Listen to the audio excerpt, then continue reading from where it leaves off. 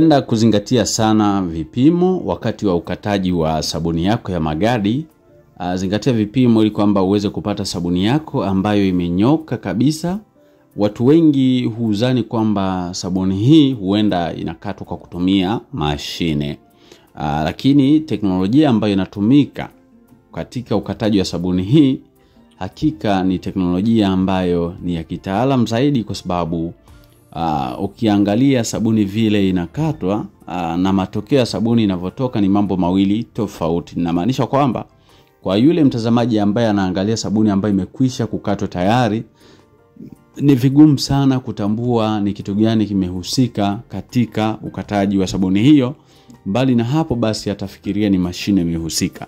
Lakini katika video ya siku ya leo ninaenda kukuonyesha kitu cha tofauti kidogo, msikilizaji na mtazamaji ambaye unapenda kunifuatilia, zaidi kwa wale ambao wana ndoto za kuzalisha sabuni ya magadi, au kwa wale ambao wako katika madarasa ya kujifunza utengenezaji wa sabuni ya magadi. Ukweli ni kwamba sabuni ya magadi hukatwa kwa kutumia kamba jamii ya mshipi. Kamba hii huwa ni nyembamba sana, lakini ni kamba ambayo haiwezi kukatika kirahisi kabisa.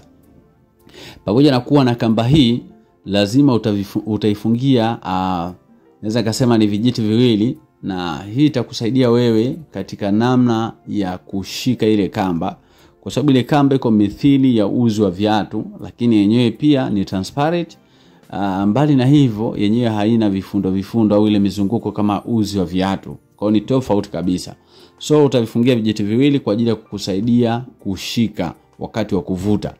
Mbali na hapo, lazima utakuwa na kisu kwa ajili ya kuweka mark au zile alama kwenye ile sabuni wakati unataka kuikata. So unaweka alama wapi? Unaweka alama pale vinakoishia vile vibao.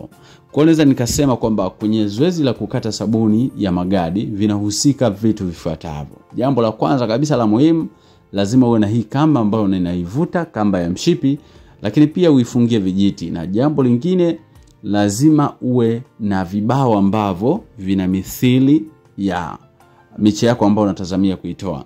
Jambo la mwisho, lazima uwe na kisu au kitu chenye ncha kwa ajili ya kuweka alama. Msikilizaji, hii hapa ni Lodness Enterprises. Kazi yetu kubwa ni kukuletea makala mbalimbali za ubunifu wa kuzalisha bidhaa mbalimbali za viwandani au za kijasiriamali. Karibu sana. Kama unapenda kujifunza kutoka kwetu au kujipatia nakala ya kitabu cha Miliki Kiwanda Chako au Ujasiriamali ni Ajira, tumekuandikia namba za simu, utatutext WhatsApp hapo.